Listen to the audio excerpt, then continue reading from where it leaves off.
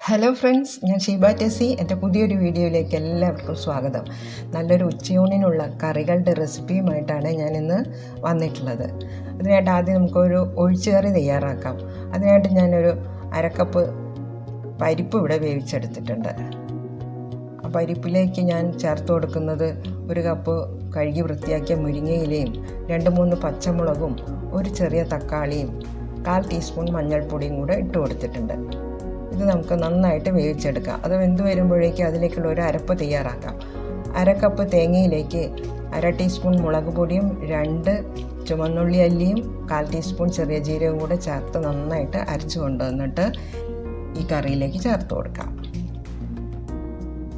നന്നായിട്ട് ഇളക്കി യോജിപ്പിച്ച് കൊടുക്കാം. ഇത് നല്ലൊരു ടേസ്റ്റി ആയിട്ടുള്ള ഒഴിച്ചുകറിയാണ്. ആവശ്യത്തിന് ഉപ്പും കൂടെ ചേർത്ത ശേഷം മൂടി വെച്ച് 1 മിനിറ്റ് നേരം ഇതൊന്ന് തിളപ്പിച്ചെടുക്കാം. വല്ലാതെ തിളച്ച് മറിയരുത്.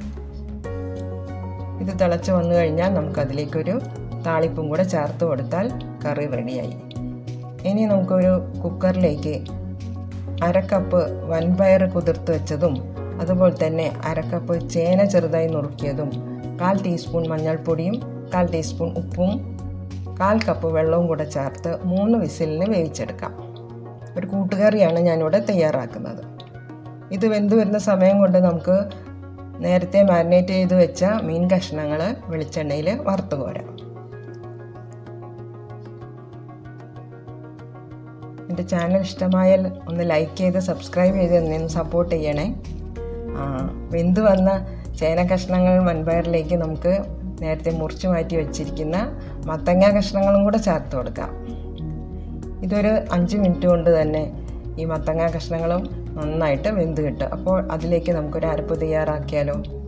1/2 കപ്പ് തേങ്ങയും 1 ടീസ്പൂൺ മുളക് പൊടിയും 1/4 ടീസ്പൂൺ ചെറിയ ജീരകവും 3 വെളുത്തുള്ളിയും 3 ചുവന്നുള്ളിയും ഇത്രയും മിക്സിയിലിട്ട് ഒന്ന് തരിതരിപ്പായിട്ട് അരച്ചു കൊണ്ടുവരാം.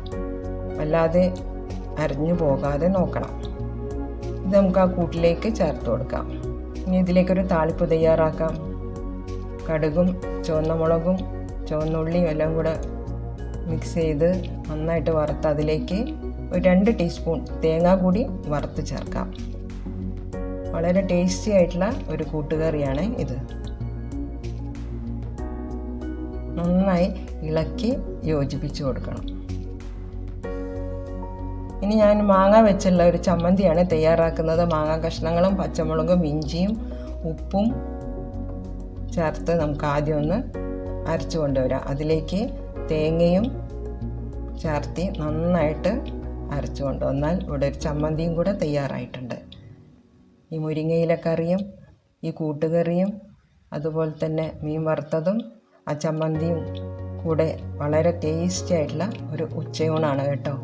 എല്ലാവരും ഈ ഒരു കോമ്പിനേഷനിൽ ഉച്ചയൂണ് തയ്യാറാക്കി നോക്കണേ. Thank you for watching.